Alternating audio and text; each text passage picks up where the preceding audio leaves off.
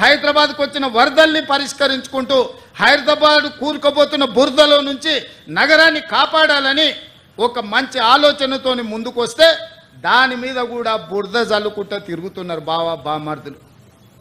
నేను అంటున్న కిరాయి మనుషులతో మీరు చేసే హడావిడి తెలంగాణ సమాజం నిశ్చితంగా గమనిస్తుంది. ఇవాళ పేదలకు అన్యాయమైందని ఏడుస్తున్నారు కదా. ఈ తెలంగాణ రాష్ట్రాన్ని దోసుకున్న నిధులు మీ పార్టీ ఖాతాలో 1500 కోట్లు ఉన్నాయి. ఒక 500 కోట్లు తీసి ఆ మూసీలో మునిగిపోయిన వాళ్ళకి పంచిపెట్టండి. మీకు అధికారంలోకి రాకంటే ముందు తొడుక్కోవడానికి చెప్పులు కూడా లేవు కదా. ఈరోజు 1500 కోట్ల రూపాయలు మీ పార్టీ ఖాతాలో ఉన్నాయి. అది ఎవరి సొమ్ము? తెలంగాణ ప్రజల సొమ్ము కాదా?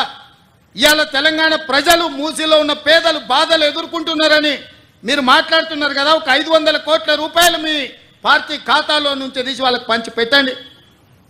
వాళ్ళకి ప్రత్యామ్నాయం ఏం చేయాలో చెప్పండి. ఈరోజు ఈ ప్రభుత్వం సిద్ధంగా ఉంది వినడానికి. హైడ్రా గురించి అసెంబ్లీలో చర్చ పెట్టినప్పుడు ఈ సన్నాసులు పారిపోయినారు, మాట్లాడలేదు. హైడ్రా మీద అసెంబ్లీలో చర్చ జరగలేదా? ఆ రోజు మీరు సూచన చేసి ఉంటే ఈరోజు మీరు అడ్డగోలుగా మాట్లాడాల్సిన అవకాశమే లేకపోతుండే కదా. ఈరోజు పేదలకు ఏం చేద్దామో చెప్పండి. మీ తాత సొమ్ము మా తాత సొమ్ము ఇచ్చేది లేదు. ప్రజలు కట్టిన పన్నుల నుంచి పేదలకి ఇవాళ 12,000 మంది బఫర్ జోన్లో లేకపోతే నదీ బెడ్డులో మూసి పరివాహక ప్రాంతంలో ఉంటే 15,000 డబల్ బెడ్రూమ్ ఇండ్లు ఇవాళ మనం కేటాయించడానికి నేను ఆదేశాలు ఇచ్చిన.